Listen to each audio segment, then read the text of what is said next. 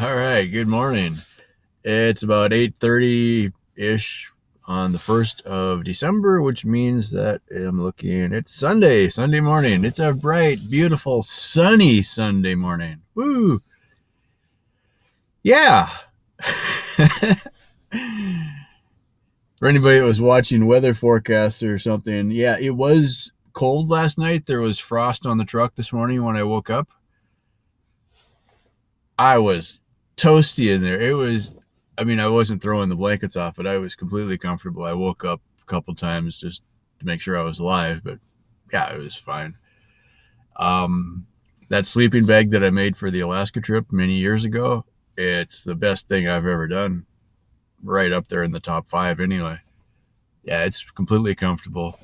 Um, the moving blanket, yeah, you can see the blue right there. Yeah, that is totally working. I'm like, so many of my projects, it seems like I agonize over some details, and I'm trying to make it just as good as I can or something stupid like that. And then I get down to it, I'm like, let me just put a moving blanket up there. It's good. Yeah, I don't know. I think maybe that's why I take so much time on some projects, because I know there's an easier way to do it. It's just a matter of finding it.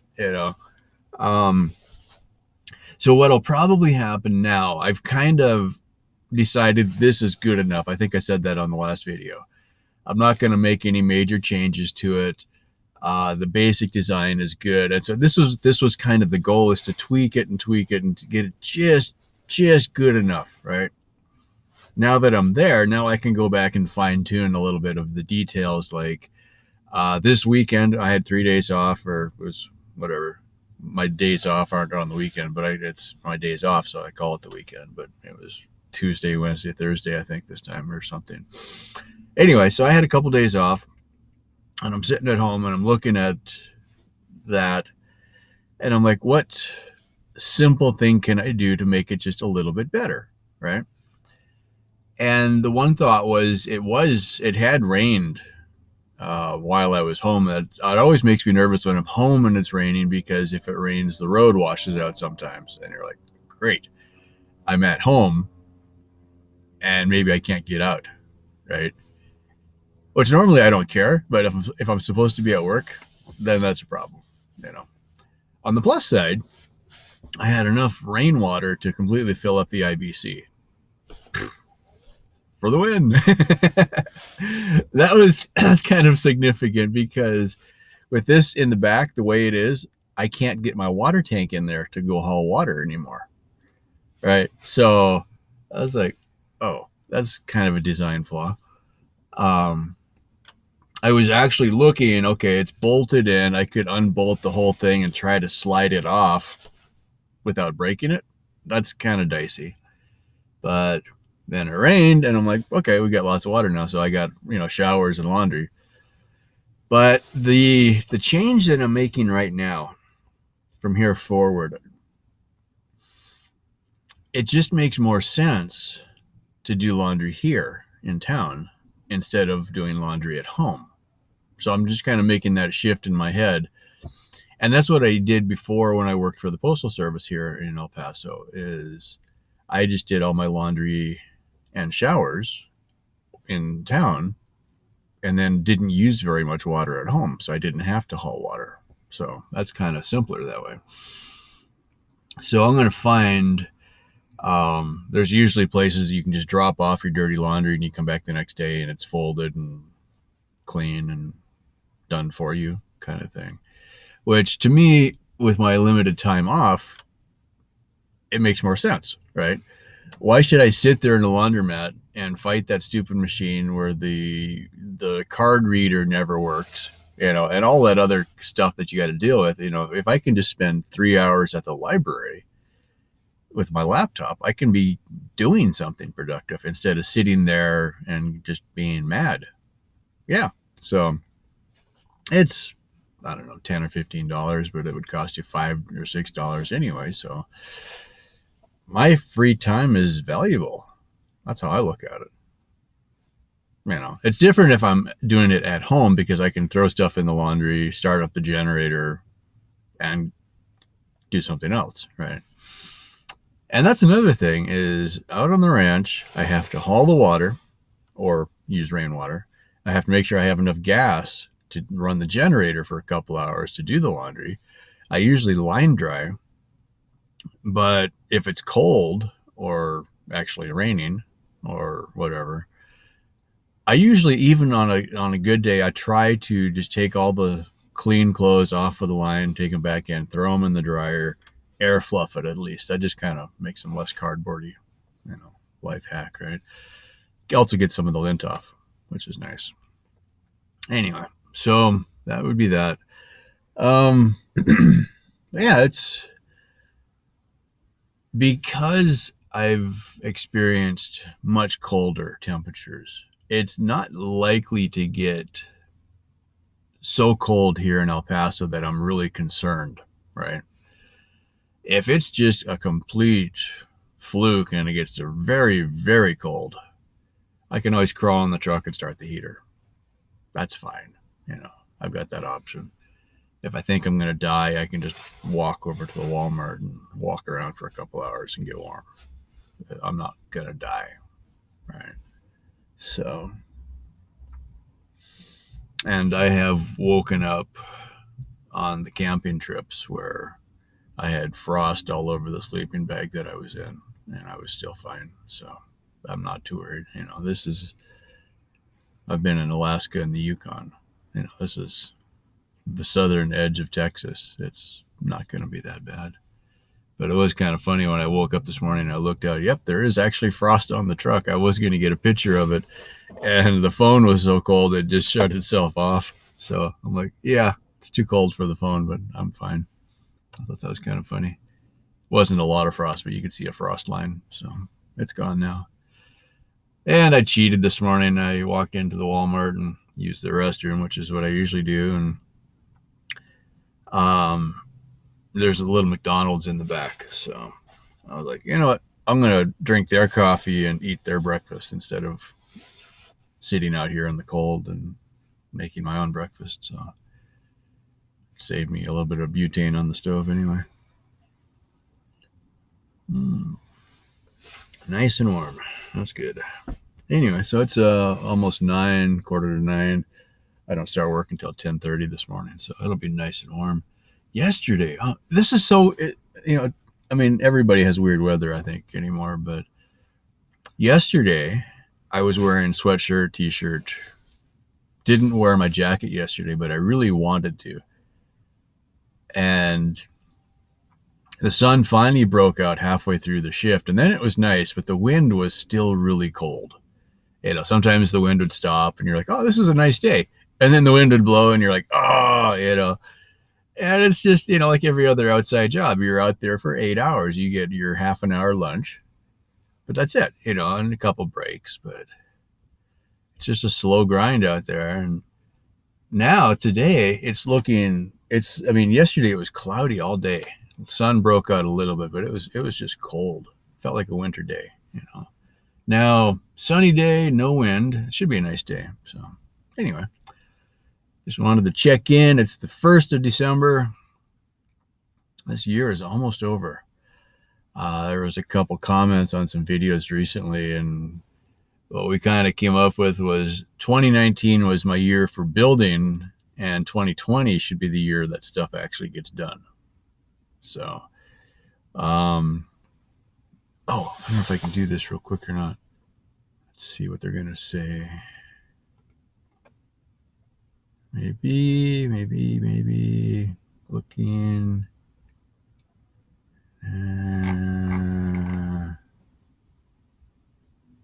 Okay. Probably as of the end of November, my monthly revenue is $45.96. That's pretty cool. So I don't get the payout until it hits $100. So I think they wait until you get $100 and then they pay whatever you've got. And then the next month, if it's not back up to $100, it sits there and then they pay it out. I'm not really sure. Somebody said around the 21st, I think. I've seen that number come up a few times. So it's almost like your job. You work the first 2 weeks. It takes them a week to cut the paycheck. So you'll work 3 weeks before you get paid. And that's about the 21st. That kind of makes sense. So for YouTube, they'll look at how much money you made off of the ads, roll that over to the next month until you make enough. And then, because, it's expensive for them to do processing for 5 cents. It would cost them more to do it. So they just wait until you hit your first $100 and then they'll cash it up. Well, up until now, I've had like $45, $46 in my AdSense account because I was making money before last year, and then they changed how they paid. So I never got it up to the first $100. So that $46 has just been sitting there. So I was just looking now after the first of the month. I made another $45 last month, and that was not even a full month because it was about the 10th, I think, when I finally hit 1,000 subscribers. So that's encouraging, really. So I apologize that you're all watching all my ads, but that's, it's like watching TV. You watch ads on TV and, people get used to that. I mean, sure, nobody likes it, but so sorry about that. There was one thing I could add to that. What do they call it now? YouTube Premium, I think. There's a paid subscription service on YouTube. And this isn't for everybody, but it works really good for me living off grid. What it is you get the YouTube Premium account. Your YouTube looks the same, but you don't watch any ads when you have YouTube Premium. And what they do is the money you spend on Premium, that money is distributed partially back instead of so the guy that made the video, instead of him getting money from the ad that I didn't watch, he gets a small percentage of my Premium membership fee in his pocket instead of the ad revenue, right? So it's a good thing for everybody, really. I think it's $10 a month, something like that. But for what I was saying, for off grid, I can sit there on my phone and go down my subscription list and say, okay, here's a bunch of videos I'd like to watch. And I can just click it and say download, and it'll download the video to my phone.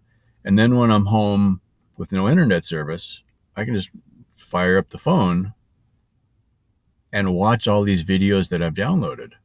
So, one example, there's a bunch of races, IMSA, sports car racing, Porsches and Ferraris and stuff like that.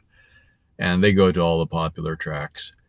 And so they'll have, like, for instance, endurance races. They may have a 10-hour race. They'll break it into 2 clips usually. So the first 6 hours and then the last 4 hours.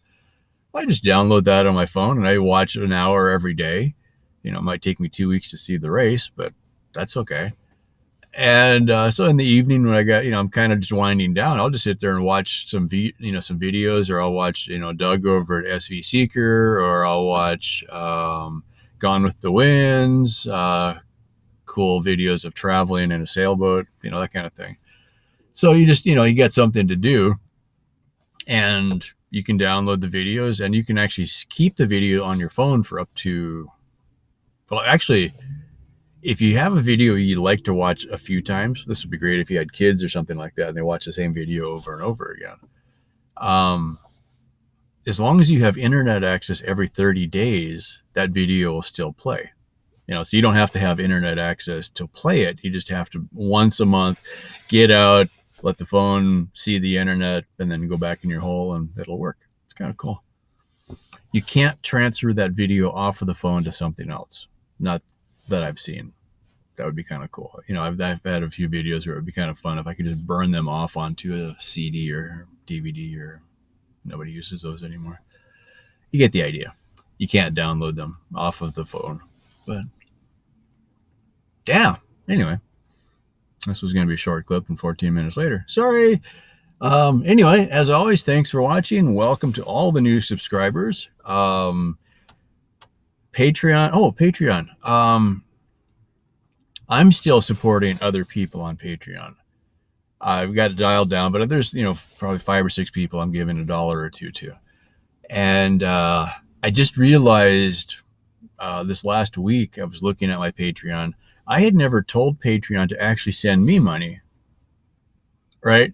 And it hadn't been an issue because I was, I think I got about $13 coming in and about $13 going back out. So it was just sitting at zero. So I was watching my bank account. I'm like, that's weird. And I'm never seeing money, but I'm seeing the money I'm sending, right? Well, I finally realized that I hadn't actually clicked the button that says send me the money, and then it gives me banking information and I tell it where to send it. I just assumed that since I was giving money to Patreon, they would know how to give it back. Not automatic, I guess. So I filled out the tax form and everything online. So I got $1.37 that came to me from Patreon. So thanks, guys.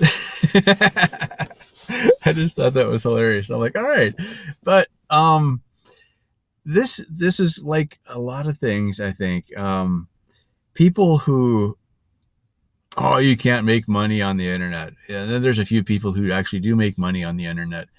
And the people who are making money say that, yeah, sometimes it takes it a while, but once you've proved that it works, you got your first dollar. It's easier to get the next dollar and the next $10. The first dollar takes forever, it seems like. But I've been buying and selling stuff on eBay for, I don't know, 10 or 15 years. So I already know I can sell things on the internet and make money. So that's not a myth. That part works. I've had books on Amazon. Desert Storm Diaries was 2009, so that's 10 years. I've been making money on Amazon for 10 years, a dollar or two. I had 1 month recently, I got like $40 from Amazon. Now, I still spent $400 on Amazon probably that month, but I'm getting money on Amazon. This is the first month that now under the new program, I'm making money on YouTube. I haven't got the money yet, so I'll definitely have a party when that happens. But I'll get chips and salsa that day or something like that. But it's looking like I'm at a point where, just based on how many people are watching the videos, I probably have about $45, $50 a month from YouTube. Right? I can't quit my job yet, but all of the numbers for the last 4 years have been trending upward. So it should be basically no less than $30 or $40 a month. Okay. That's my water bill, or, something like that. Something. And that's just kind of the point, is once you got the system in place, the books on Amazon, I wrote them 10 years ago. I'm still getting money for it. That's the thing. For the people who love me, who are like, oh, go get a good job, make some money. I'm like, it's not like that anymore. The stuff I did 10 years ago is paying me. I think that's the way to look at it. So, not for everybody, but it seems like it's working. So, and this is the other thing, is I think if you just keep doing enough little things, this was a conversation I had with somebody recently. I think it was on a comment. You don't always know which things are going to work in life in general, but I think, and I've had this happen to me a few times. If I was working really hard on something, sometimes that didn't work, but it seemed like, the universe or whatever says, okay, this guy's really trying. Let's throw him a crumb over here. So you're working over here and this thing starts working. And you're like, oh, I did that 10 years ago. Okay, great. So you keep doing your thing, keep doing your best, and then something else will start to work. And this is where it came from. Things that you think are going to work are usually not the things that really are what people like. I mentioned the Alaska trip on the motorcycle. I finally went back, went through all the videos I shot on the trip, and uploaded a whole bunch of them to YouTube. I didn't get very many hits on that at all. I was really surprised. I thought somebody would want us to see them, but I probably didn't do that great of a job. the trip was kind of rushed, and you could feel it in the videos. You didn't have the time to sit and really enjoy a view the way that you would want to. It was just kind of like, yeah, I'm about to get snowed on. I need to get out of the North Country kind of thing. So, but I put a lot of time into, I mean, the whole purpose of the trip, really, aside from the adventure, was to go get cool pictures and cool videos. And I've never really done anything with the pictures. I've got a bunch of really nice pictures from up there. I was going to make calendars or something. Then you realize that, well, to make a small batch of calendars, it costs you about $15 a calendar. You're not going to sell very many of them like that. So I kind of like, yeah, I wouldn't buy a $15 calendar. Maybe other people would. Maybe I should make some, just to see. But you don't make very much on, you make a $15 calendar. You might make $1 because nobody's going to spend $30 on a calendar. So you don't really make very much. But you put all the time into it. That didn't really work out. I really was thinking people would watch the house building videos. And I'm finding these urban camping videos are getting about 3 times more views than the house building ones. Okay. I'll just keep doing these then, I guess. It's like, yeah, I'm sitting here in the Walmart parking lot again. I'm in space number 7 today. Woo! Right next to me, great big motorhome. Over there, great big motorhome. Another motorhome. The other guy left. And me. We got the same view. I'm getting the same Wi-Fi from the hotel across the street. Yeah, how about that?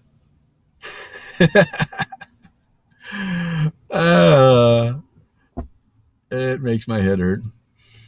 Oh, this was a technical thing. I'm working on this. I haven't quite got it nailed down yet, but what I'm thinking for RV people, and if any of you have experience with this type of product, definitely hit me in the comments. It's 21 minutes into the video, so nobody's watching this anymore. Anyway, you can buy a long-range Wi-Fi antenna because, like, okay, so if you're in an RV park, they all have Wi-Fi now, but where you park is on the other end of the parking lot. I can't even call it a RV park. You're in a parking lot somewhere. And the Wi-Fi from the little camp office doesn't get back to you. It might a little bit, but not very good. So what they're doing now is they're making Wi-Fi antennas specifically for RVs and boats and marinas, which have the same problem. If you can get, they'll give you the access, but you have to have enough antenna to get it, right? The good ones are about $400 or $500, and that's a hard pill to swallow, especially right now. It's like a lot of money. And then you look at the cheaper ones for $15 or $20, and that probably doesn't work very good. But I'm thinking if I just had better internet access on Wi-Fi, several places I park between here and at work, I would have access to the store's Wi-Fi, right? It's just a matter of having enough antenna to make it work. So I've been looking. I just ordered one on Amazon for like $10 just to see if it would be any better. My phone doesn't get Wi-Fi, but the Chromebook does. It's kind of spotty sometimes. So what I would really like to get is a Wi-Fi repeater, which would have a big external antenna that you could put on top of the truck. And then the Wi-Fi would hit that, and then it's got a little booster, and then it creates its own hotspot. And then your laptop and your phone connect to the hotspot. So you're connecting to your own device, and then the one on the roof is talking to the hotel or whoever.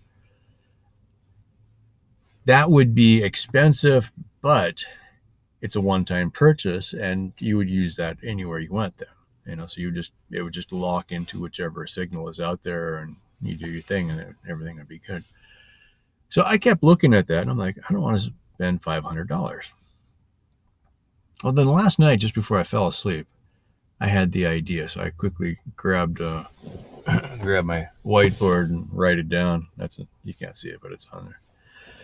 And so I'm like, okay, you can buy a USB Wi-Fi antenna for relatively inexpensive. That's what I bought. And then you need some kind of a router for it to go through. And then you need to create a new hotspot. Well, it just occurred to me last night that would be a really good thing for a Raspberry Pi to do, because you can make a Raspberry Pi into a router. It's just Linux and software. You download the application and you run it. A little bit of configuring. Again, I kept thinking I wanted to have a Raspberry Pi in here, but I couldn't make it make sense. It's like, well, the Chromebook does things better. It's already got a battery, it's got a display, it's got a keyboard. Raspberry Pi, you have to have all that. Well, it just, that was kind of the thing, is I could make a little Raspberry Pi powered Wi-Fi router for the truck. So I'm going to test it out. Next time I go home, I'll bring one of the Pis. I didn't bring one this time. And just see if its Wi-Fi would be able to connect to the hotel or to the store or the other restaurant or the other hotel or the other hotel, or, I'm in a good spot. There's lots of Wi-Fi here. I just can't get a good enough connection to it. So anyway, at the moment I am uploading, another video just uploaded. So thanks to whichever hotel I'm connected to. Thanks for the internet. I'll put on a good word for you if I remember who's who. I think that was Red Roof. Thank you. Somebody was saying this. They made it sound like stealing Wi-Fi was actually you're doing a good thing, because those poor Wi-Fi packets were just broadcast out into the Neverland, and they were lost. But I caught a few, and I put my little thing on it, and I sent it back. Otherwise, they'd be lost. They'd die a horrible death out there in the Badlands. So I did my part. I saved a few of the Wi-Fi packets, and I sent them back. I'm a hero. All right, that's it. I'm going to drink my coffee and maybe upload another video. So, yeah, thanks for watching, and stay tuned. More to come. Bye for now.